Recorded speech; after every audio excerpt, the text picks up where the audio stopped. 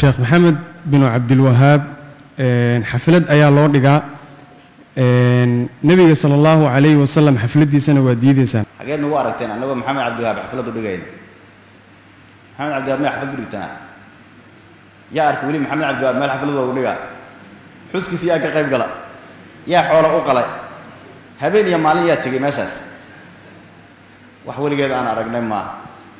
hadda waxa soo baxay wiilal yar yar oo xataa been sheegaan wixii oo dhan lahaay warbeenta jooji ka daba dhacay maba u baahnaba culimo waaweyn iyo makaroofano iyo sheeko weyn hawsha ma baahna way ka baxday hadday marka dhacdo in maxamed cabdilwahaab xaflad loo dhigo ama cid kale xaflad loo dhigo ay dhacdo hadday dhacdo anagu ma ogini hadday dhacdo waa bidco natusa inaan istaan aan afiican haatu burhanakum in kuntum saadiqiin wallahu a'lam. waxaa maanta masjidu madiina ee magaalada burco ee xarunta gobolka togdheer ka furmay dowro cilmiyeed lagu magacaabo maxamed bin cabdilwahaab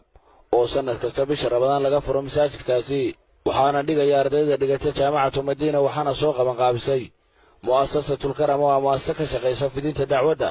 waxaana ugu horeyntii halkaa ka hadlay sheekh daawud oo maamulaha dowladdan دكتور حسن شيخ علي سلطان يوسف عبد عود يا عبد الرحمن وكوهل يا أفكار شركة إنديرو جروب ويدو سنة كستكا غيب قادة دورة المقعد وحل الهرام دورة الإمام محمد بن عبد الوهاب عند مركز سوق وقابل سوحويا أرضية مركز لقطاع الجامعة الإسلامية بالمدينة المنورة أرضية سيق مركز سوح القامي أو سوح الساري إني مركز سنة كسيق أي قطان أهدافta marka dawladda loo qabto waxa kamid ah in marka dacwada la fidiyo muddada ay socotaana waxay tahay usbuuc dadka marka ka qayb gala waxay tirahan gaarayeen sanad kasta ka soo qayb gala 500 oo arday dawladda waxa ka qayb qaata shirkadda marka weyn caanka ah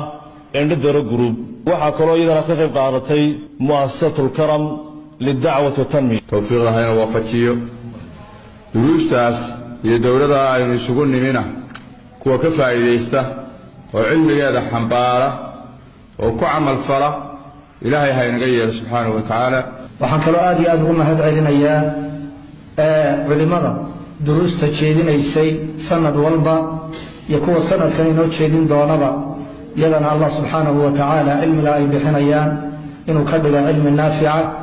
waxa ay gudbinayaanna ikhlaas uu ilaahay uga dhigo ayaan allah subxaanahu wa ta'ala u weydiinaynaa wiilal iyo gabdhaba inay si fiican uga faa'iideystaanna insha Allah ta'ala wa filanayna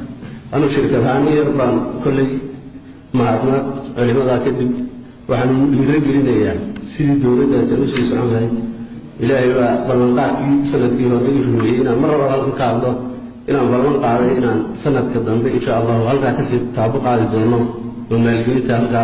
aan ka sii socodsiin doono gabadhii waxaa halkaa ka hadlay mas-uuliyiin ka socotay shirkadda Telesom